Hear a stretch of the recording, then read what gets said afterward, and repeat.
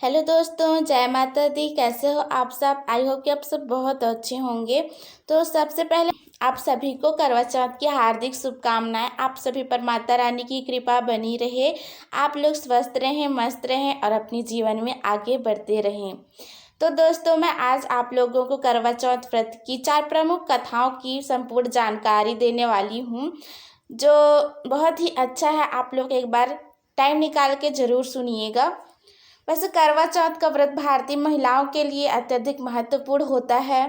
यह व्रत मुख्य रूप से सुहागिन महिलाओं द्वारा अपने पति की लंबी उम्र और सुखी वैवाहिक जीवन की कामना के लिए रखा जाता है।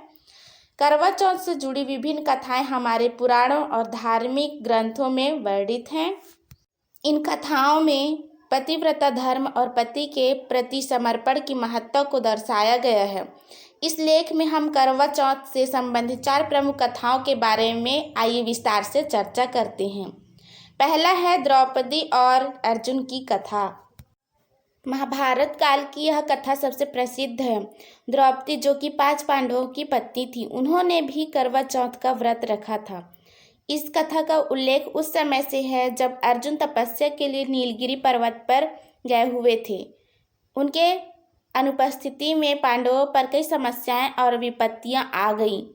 दुर्वासा मुनि के श्राप से पांडवों को दंड भुगतना पड़ा और द्रौपदी अत्यधिक चिंतित हो गईं।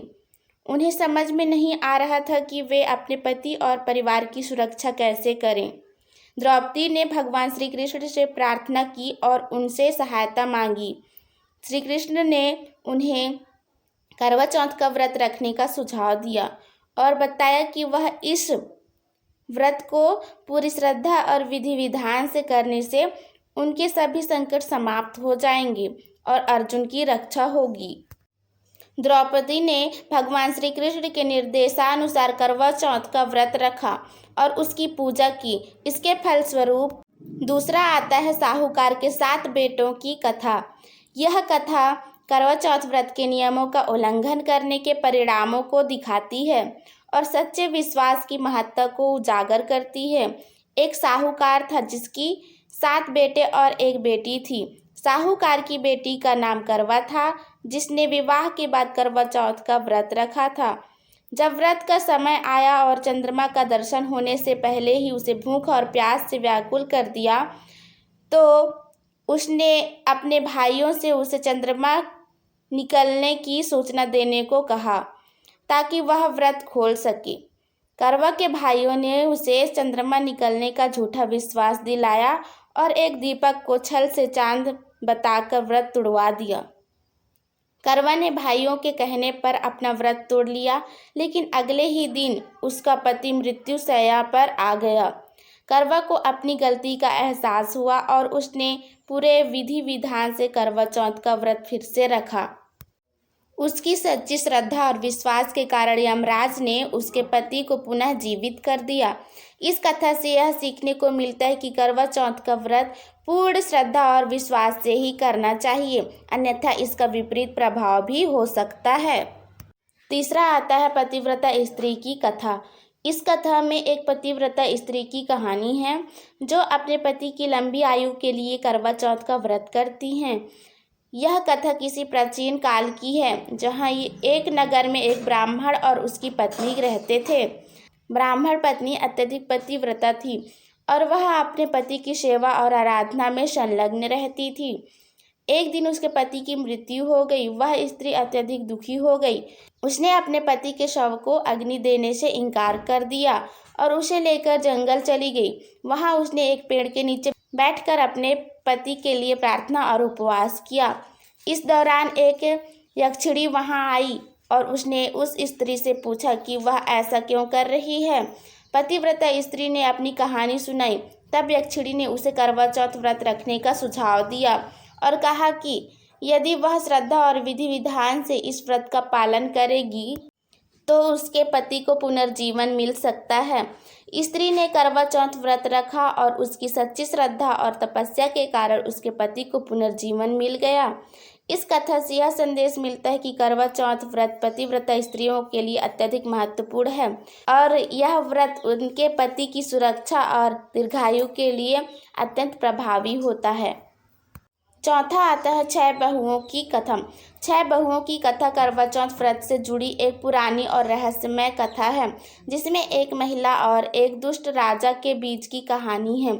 यह कथा इस बात को दर्शाती है कि कैसे एक महिला की प्रार्थना और संकल्प उसे संकटों से उबार सकता है।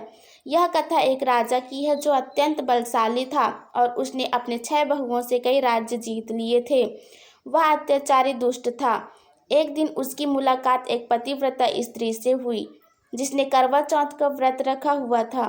राजा ने उस स्त्री को अपमानित करने और उसके पतिव्रता धर्म को तोड़ने की कोशिश की, लेकिन उस स्त्री ने अपनी आस्था और प्रार्थना के बल पर राजा को हरा दिया। उसकी भक्ति और व्रत के प्रभाव से 6 बहुओं वाला राजा असहाय हो गया और अंततः उसकी मृत्यु हो गई।